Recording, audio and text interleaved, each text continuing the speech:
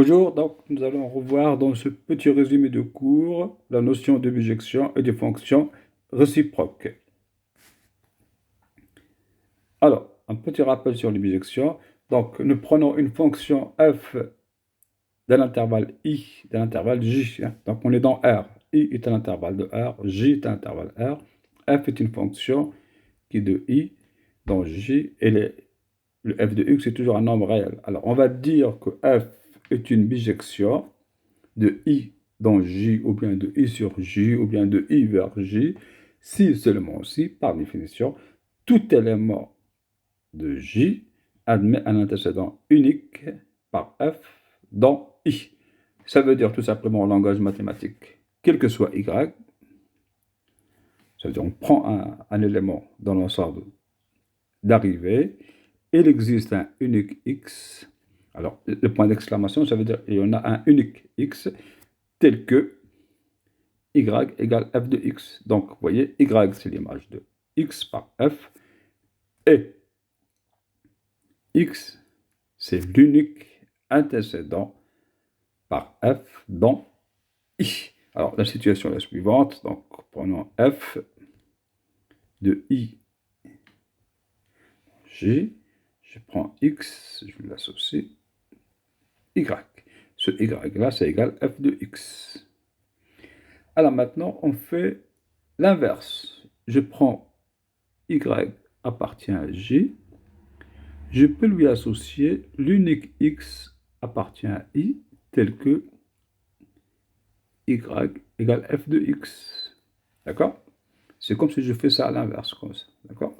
Alors, au lieu d'écrire j'associe x tel que y égale f de x, je vais dire tout simplement x égale f moins a de y. Voilà. Donc, je définis une nouvelle application f, notée f moins 1, comme ça. D'accord? Attention, ce n'est pas une puissance, c'est une notation. D'accord? J'ai dans i qui a y associé f moins x égale f moins 1 de y.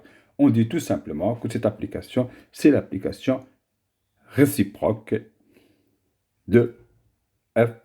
Parfois, on parle de fonction aussi ou d'application inverse. Alors, nous allons voir un petit exemple.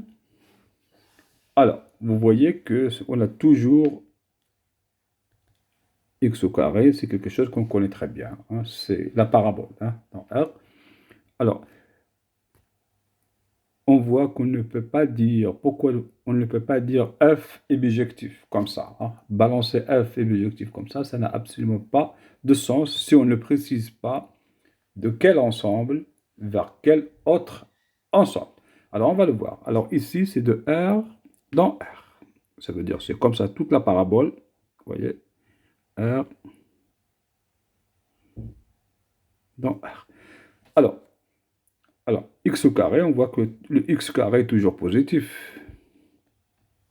Quel que soit x appartient à R. Alors, si je prends moins 1 ici, il n'a pas d'antécédent, d'accord? Il n'y a aucun x appartient à R tel que x au carré égale moins 1.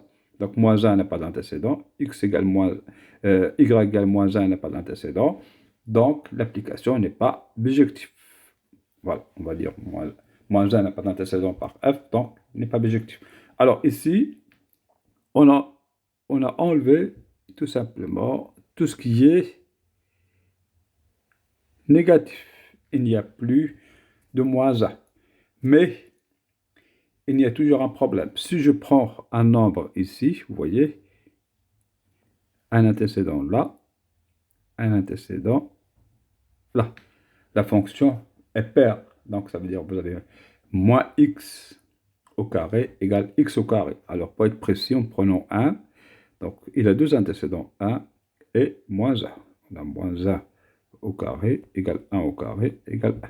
Donc moins 1 admet deux antécédents par f, donc non bijectif aussi, donc pas de bijection. Alors, il nous faut un antécédent unique. Alors ici, on prend ça. Il n'y a plus de côté gauche ici, il n'y a que ce morceau-là. Alors, si on prend y positif, voilà, on prend un y positif, on voit bien sur le graphe qu'on lui associe un unique antécédent, ici x, d'accord? Alors, le x, vous voyez, vous avez x au carré égale y. Évidemment, x c'est égal racine carrée de y. Après, on va écrire, quel que soit y à part positif, à partir de 0 plus l'infini, il existe un unique x égale racine carrée de y, tel que x au carré égale racine carrée de y au carré égale. Voilà. Donc, ici, le y admet un antécédent unique qui est racine carrée de y. Donc, ici, oui, c'est une bijection. Voilà. Donc, pour cet exemple. Alors, après, nous allons voir quelques propriétés de l'application inverse. Alors, l'application inverse, f moins a, vous voyez. Alors, nous avons vu qu'on peut faire i dans j, ça c'est f. Mais on peut aussi définir de j dans i, ça c'est f moins 1. Donc, on prend un x ici. On va lui associer un y qui est égal f de x. D'accord? Après, le même y, on peut lui associer son antécédent par x, par f moins 1. Donc, c'est x, d'accord? On a f de x égale y, f moins 1 de y égale x. Donc, si je fais ce chemin i, j, i, c'est tout simplement ce chemin-là, d'accord? Je pars de i, je prends x, j'arrive dans i, je lui associe x, c'est-à-dire f moins 1, vous voyez, f moins 1 ici de f de x égale x, donc f moins 1 rend f de x égale x.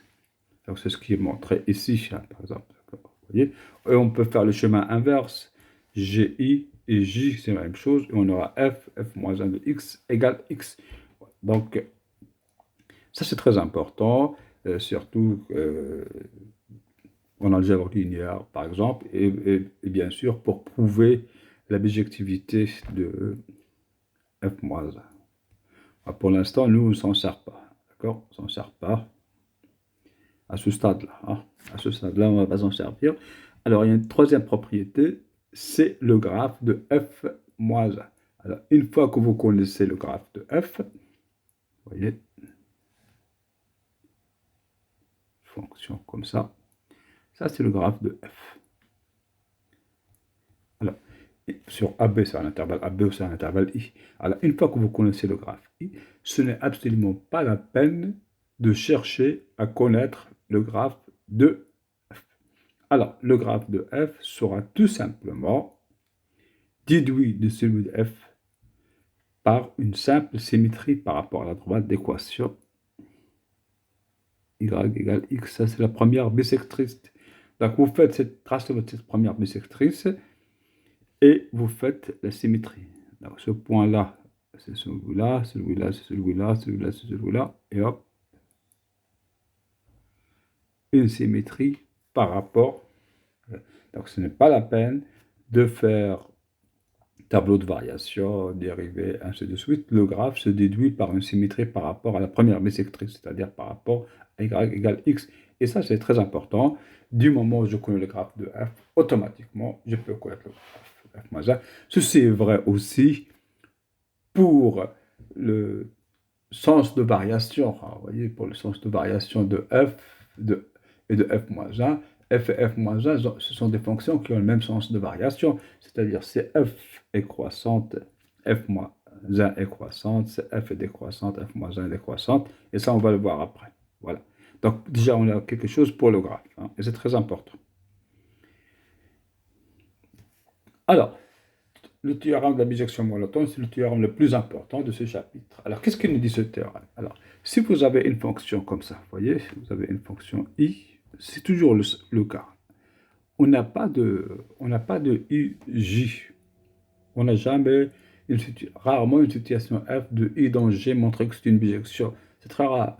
En gros, on a une application de i dans R et on veut montrer que c'est une bijection de i vers un intervalle j. Et j c'est égal à f de i. Et on a besoin d'un théorème qui permet rapidement de prouver cette chose-là. Alors, tout à l'heure, on l'avait pour x au carré, on était obligé de prendre y et lui associer son antécédent x. Ça ne marche pas à tous les coups. Si on a une application suffisamment compliquée, ça ne marche pas. D'où l'intérêt d'avoir un théorème. Alors, ce théorème-là est le suivant. Alors, on prend f de i dans R et on ajoute deux conditions qui sont obligatoires.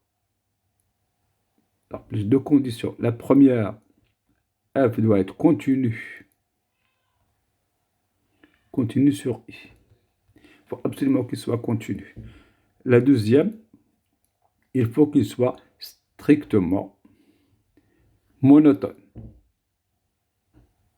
Monotone, ça veut dire soit il est croissante, ou soit il est décroissante. En gros, un tableau de variation comme ça, si on raisonne avec un tableau de variation, soit c'est comme ça, soit on a un tableau de variation comme ça. Voilà, d'accord, strictement monotone. Alors, dans ce cas-là, tout simplement, nous avons un résultat qui nous dit que f sera une bijection de i, c'est-à-dire l'intervalle i, c'est celui qu'on trouve ici, sur l'intervalle j, c'est celui qu'on trouve ici, c'est l'image, j égale f de i. Et ce théorème, on le rappellera à chaque fois avec ces deux hypothèses et avec sa conclusion, chaque fois qu'on a un exercice comme ça. Voilà, donc le théorème de la bijection monotone. Donc on prend f de i dans R, i est un intervalle, c'est obligatoire. Il faut que ça soit un intervalle. Alors, continu, strictement monotone. Alors, strictement monotone, généralement, nous avons des fonctions qui sont dérivables. Pour montrer qu'il est strictement monotone, il suffit de regarder la dérivée. Montrer que la dérivée est positive. Il peut s'annuler en un point ou deux, aux extrémités par exemple, c'est pas important, d'accord? Alors, donc, si f est continu strictement monotone, alors c'est une bijection de i sur j égale f de i.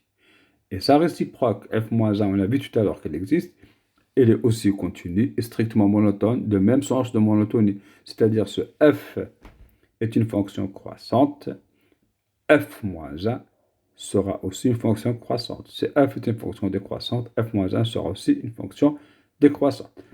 Alors, si f est dérivable, vous voyez, si f est dérivable en x0 et la dérivée est non nulle, d'accord? Alors, si on prend y0 égale f de x0, alors le y0 appartient à j, vous voyez? Alors, f moins 1' de y0 égale 1 sur f' de x0. C'est pour ça qu'on exige que le f' de x0 soit non nul. Et bien sûr, f' de x0, le x0 c'est, vous voyez, vous avez y0 égale f x0, donc x0 égale f moins 1 de y0. Donc ça, c'est une chose importante pour calculer la dérivée d'une fonction réciproque à partir de la dérivée de la fonction f. Nous allons prendre deux petits exemples. Après, d'accord, nous prendrons par exemple l'exponentielle, nous prendrons le x au carré, la racine carrée de x, comme nous avons dit. Alors, ce théorème, on peut le résumer ainsi, vous voyez, si la fonction est continue strictement croissante, l'intervalle f de i est exactement de la même forme que l'intervalle i. Vous voyez, là c'est un intervalle fermé, un intervalle formé de deux côtés. Et c'est ouvert des deux côtés, ouvert des deux côtés, ouvert que d'un côté, ouvert que d'un côté. Ici, vous voyez, c'est du même côté, vous voyez, ouvert de ce côté-là, ouvert du même côté. Donc, si la fonction est croissante, l'intervalle sera exactement pareil. Si la fonction maintenant est décroissante, alors si l'intervalle est fermé des deux côtés, ou s'il est ouvert des deux côtés, ça sera pareil, d'accord? Par contre, donc s'il est ouvert d'un côté, vous voyez, ça change, décroissante. S'il est ouvert d'un côté, il sera aussi ouvert d'un côté, mais pas le même. Vous voyez, pas le même. S'il est ouvert d'un côté, il sera aussi ouvert d'un côté, mais pas le même. Alors, ce théorème-là, on peut l'appliquer directement pour justifier que f est une bijection de i sur j égale f de i directement, ou sinon, on peut toujours faire, comme je l'ai dit tout à l'heure, un tableau de variation le tableau de variation, vous avez I ou AB, c'est ce qui est en haut du tableau de variation. Et vous avez le J, c'est F de I, c'est ce qui est en bas du tableau de variation, c'est-à-dire les extrémités de la flèche du tableau de variation. Voilà. Donc on peut la prendre ou on peut faire un tableau de variation, comme on veut. Alors, on prend un exemple. On prend l'exemple, donc la fonction x au carré de tout à l'heure et la fonction g de x égale 1 sur x. Et on veut calculer les images de 1, 2, 0, 3 et moins 2, moins 1 demi. Commençons par f. F de x égale x au carré. Alors, première chose, ça nous rassure, il est continu. F est continu sur R tout entier, hein, d'accord? Continu sur R. Donc, en particulier sur 1 demi, 0. Ça nous évite de le répéter à chaque fois. Après, nous avons, est-ce qu'il est monotone ou pas? F' de x égale 2 fois x. Alors, si x est positif, le dérivé est positif, la fonction est croissante. Si f est négatif, si x est négatif, la fonction sera décroissante. Donc, f strictement croissante sur 0 plus l'infini, f strictement décroissante sur moins l'infini, 0. Donc, la décroissance, c'est moins l'infini, 0. Donc maintenant, on sait que l'image d'un intervalle, ce sera un intervalle du même type. Donc 1 demi, c'est f de 1, f de 2, c'est-à-dire que c'est 1 et 2 au carré, 4. Alors sinon, on peut faire un intervalle, un tableau de variation. Alors 0, c'est 0. 3 au carré, c'est 9. Fermé ici, ouvert ici. L'intervalle, exactement la même chose, d'accord? Parce que la fonction est croissante. Alors ici, elle est décroissante. Elle est décroissante. Regardez, ça s'inverse. Faites bien attention, les choses vont s'inverser. Regardez par exemple, comme ça. Là, on a moins 2, moins 1 demi. L'application est décroissante ici, d'accord? Alors, ça c'est 4. Et ça c'est 1 quart. Alors, c'est ouvert de quel côté? C'est ouvert de moins 2. Donc, moins 2, ça veut dire que ce n'est pas défini. Hein, vous voyez? On met comme ça. Donc, on va retrouver, c'est l'intervalle 1 quart, 4. Vous voyez? 1 quart. Le plus petit, toujours l'intervalle plus petit vers le plus grand. Quart. Et c'est ouvert de côté l'inverse. Quand c'est décroissante, on inverse. Voilà. Donc là, on a les intervalles. Alors, maintenant, on peut faire aussi la même chose pour g de x. G de x, c'est 1 sur x. Alors, g de x, c'est 1 sur x. Alors, on a g' de x égale moins 1 sur x au carré, et toujours, c'est-à-dire qu'il sera strictement décroissante, ici, strictement décroissante, il est toujours strictement décroissante. Donc on a sur chacun des intervalles, g est continu, sur chacun de ces intervalles, g est continu, g est strictement décroissante. On ne va pas le répéter à chaque fois, d'accord? Donc, on peut appliquer le théorème de la bijection monotone. Alors, croissance, ça inverse les bornes. Regardez, parce que, par exemple, on le fera par exemple ici, faites bien attention, vous pouvez le faire directement, sinon, vous inversez les bornes.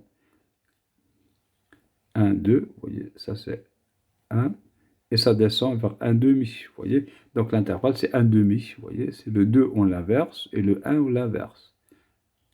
Voilà. Alors ici, 0, 3. Attention, 0 n'est pas défini, 1 sur x n'est pas défini. Alors la limite, vous voyez, la limite,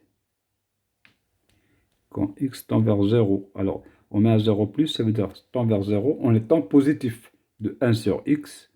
1 sur 0, c'est l'infini. 0 plus, ça veut dire plus l'infini. D'accord? Donc ici, c'est plus l'infini. Et ça descend à 1 tiers. D'accord? Donc c'est 1 tiers plus l'infini. Vous voyez? 1 tiers plus l'infini.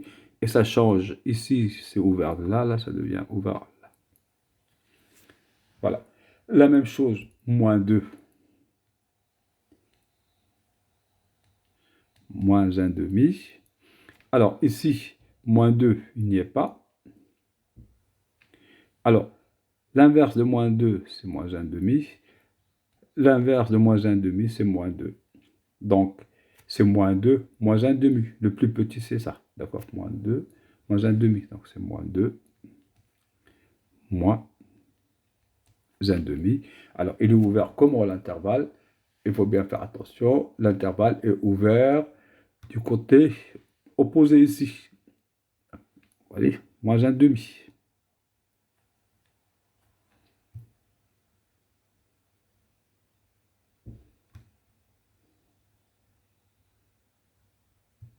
Alors, donc, on dit une fois pour toutes ça, et on pose nos intervalles. Alors, soit on applique le résultat du théorème qu'on a vu tout à l'heure en haut, d'accord, f de i égale en fonction de a, et en tenant compte d'inverser le crochet ouvert, soit on fait toujours un petit tableau de variation rapidement, parce qu'on sait que l'application continue strictement décroissante. Et on résout le problème. Alors, maintenant, on peut passer à un autre exemple, c'est la racine carrée. Alors, on sait que la racine carrée, c'est l'application. Regardez, donc vous avez, je prends y positif, on sait qu'il existe un unique x positif tel que y égale x au carré. Et on a y, dans ces cas-là, égale x au carré, c'est équivalent que x égale racine carrée de y. D'accord? Il faut qu'il soit positif. Hein, d'accord? Alors, ça veut dire ici, y égale f de x, équivalent x égale f moins 1 de y. Donc, f moins 1, c'est l'application. Le f moins 1, c'est tout simplement ici de r plus dans r plus, c'est-à-dire 0 plus l'infini, y associe la racine carrée de y. Alors, même sens de variation, la fonction va être strictement croissante et surtout, on a ça. Alors, et ça c'est x au carré. Alors, la racine carrée de x, on va faire ça. Y égale x. Et on fait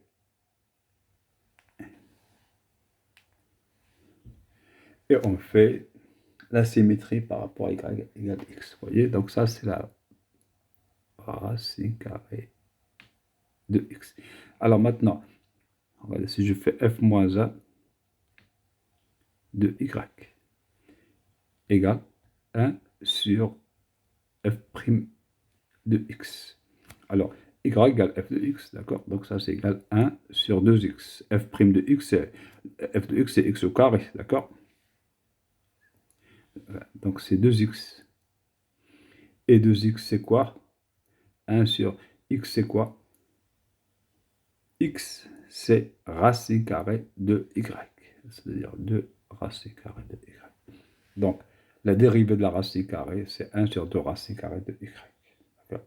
On retrouve la relation qui est connue, la dérivée de la racine carrée de y, f moins 1 de y, vous voyez, c'est ça, égale 1 sur 2 racine carrée de y. Évidemment, il faut que ça soit non nul, d'accord? Il faut que f' de x soit non nul, c'est-à-dire x soit non nul.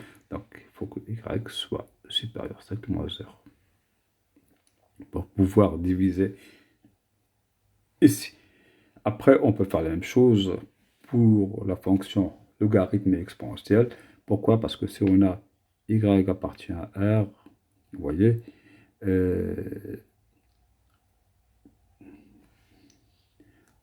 plus étoile, et x appartient à R.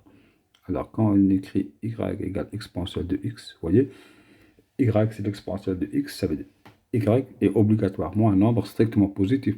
Ça, c'est équivalent à x égale log de y. C'est comme si on écrit ici y égale f de x, et ici x égale f moins 1 de y. Donc, ce sont deux fonctions inverses l'une de l'autre. Alors, c'est important parce que si on connaît le graphe et les propriétés de l'une, on peut en déduire les propriétés de l'autre. Par exemple, le graphe, généralement, on part de l'exponentielle, mais là, du logarithme, là on va partir de l'exponentielle. Par exemple, si je fais l'exponentielle comme ça, je fais ça, et hop, le logarithme, c'est comme ça. L'exponentielle est une fonction strictement croissante, le logarithme est une fonction strictement croissante. Après, si je prends y strictement positif, log de y' égale 1 sur la dérivée de l'exponentielle de x, ça veut dire égale 1 sur x, un f', 1 sur ex, 1 sur f' de x, d'accord? F' de x, c'est l'exponentielle de x. Alors, f' de x, c'est l'exponentielle de x. Donc, f' de x, c'est encore l'exponentielle de x. Donc, c'est ex. Et ça, c'est égal à 1 sur exponentielle de x, c'est y. D'accord? C'est y. Vous voyez? Log de y' égale 1 sur y. Ça permet de calculer la dérivée de l'une si on connaît la dérivée de l'autre. Alors, un exemple important, x3 plus x plus 1. On veut tout simplement étudier cette fonction-là. Alors, démontrer que f réalise une bijection de l'intervalle moins 1, 0 sur un intervalle j à déterminer. Alors, ici, il est inutile d'aller étudier la fonction sur R tout entier. Ici, la question est très précise. Il faut faire le travail sur I. Alors, la fonction est bien définie sur I, elle est continue sur I. Il nous manque, est-ce qu'il est strictement croissante ou strictement décroissante sur I. Pour ça, on va commencer par calculer f'. D'accord? Donc, f est défini sur I. F défini et continue sur I. f' de x égale 3x carré plus 1. Vous voyez, elle est toujours positive. D'accord? Tout le temps. Alors, quel que soit x appartient à R, donc quel que soit x appartient à I ici. D'accord? Donc, conclusion. Conclusion. F continue plus strictement, il faut l'écrire, hein, strictement croissante sur I, d'après le théorème de la bijection monotone. Donc, d'après le théorème de la bijection monotone, f est une bijection de I sur f de I. Alors, f de I, ça va être le même intervalle. C'est une fonction croissante, ça va être f de moins 1, f de 0, d'accord? C'est-à-dire égal f de moins 1, f de 0. Voilà. Donc, on calcule le f de I, f moins 1. Alors, f de moins 1, vous voyez, f de moins 1, ici, égale moins 1, moins 1, moins 1, donc c'est égal moins 1. F de 0 égale 1. Donc, f est une bijection de moins 1, 0 sur moins 1. Donc, voilà, donc nous avons vérifié la continuité, c'est une fonction polynomiale, hein, ce sont des puissances, donc ça continue sur R de 30. Donc on a montré, c'est une bijection. Après, il faut, sur un intervalle à déterminer. Alors ici, la question, est-ce qu'on peut déterminer, il n'est pas posé, mais on peut se poser toujours la question, est-ce qu'on peut connaître le f-1? Alors ici, si vous voulez connaître f-1, ça veut dire que pour résoudre l'équation, vous voyez, y égale f de x, ça veut dire qu'il faut résoudre l'équation x au cube plus x plus 1 égale y. C'est une équation de troisième degré. Nous n'avons pas de méthode, voilà, donc à ce niveau-là, nous n'avons pas de méthode pour résoudre cette équation de troisième degré. Une équation de second degré, on peut la résoudre, mais là, on ne peut pas le résoudre. C'est pour ça que la question n'est pas posée. Par contre, on a une question ici. On déduit que l'équation f de x égale 0 admet une solution unique dans moins 1, 0. Alors, donc, l'équation f de x égale 0, solution unique, x appartient à i. Eh bien, nous avons 0 appartient à moins 1, 1. D'accord? Moins 1, 1. Donc, et f bijectif. F bijection de i dans le j égale moins 1, 1. D'accord? Donc, 0 admet un antécédent unique. 0 admet un unique antécédent par f. C'est-à-dire il existe un unique x qui appartient à i, tel que f de x égale 0. Voilà. Ça, c'est la bijection même. Donc, 0 qui appartient à f de i, ou bien j, admet un antécédent unique. Et cet antécédent, c'est exactement la solution de l'équation f de x égale 0. Alors, vous pouvez faire tout simplement un tableau de variation pour représenter ça et écrire la conclusion. Par exemple, si vous voulez faire un tableau de variation, vous faites comme ça. Une fois que vous avez calculé la dérivée, vous faites juste comme ça. Vous avez moins 1, 0. Vous avez f' ici. F, là. Alors, la dérivée, on le dit toujours positif. Fonction strictement croissante. Moins 1, 1. Alors, une fois, à partir de ce tableau de variation, vous allez dire que f continue plus strictement croissante. Donc, vous évoquez le théorème de la bijection. Donc, c'est une bijection de moins 1, 0 sur moins 1, 1. Voilà, ça c'est pour la première question. Pour la deuxième question, vous avez l'équation f de x égale 0. Eh bien, 0 c'est ici. D'accord? 0 appartient à moins 1, 1. D'accord? On voit ici, il y a un unique x, d'accord? Tel que x, il existe un unique x appartient à i, tel que f de x égale 0. Donc, parce que f est bijectif, donc l'équation f de x égale 0 admet une solution unique. Par exemple, vous voyez, si on se pose une autre question, par exemple, l'équation f de x égale 4, ben, ça n'a pas de sens ici. Hein. Est-ce qu'il y a un antécédent de moins 1, 0? On ne peut pas répondre. Il n'y a pas de 4, il y a moins 1, 1. Donc si on prend 1 demi, moins 1 demi, tout ça, il y a toujours une solution unique. Autrement, si on sort de moins 1, 1, on ne sait pas trop. D'accord? Voilà. Donc après, nous aborderons dans une prochaine vidéo quelques exercices d'application. Les exercices seront pris sur la feuille de TD. Voilà, j'espère que ceci vous sera utile. Alors, je vous dis au revoir.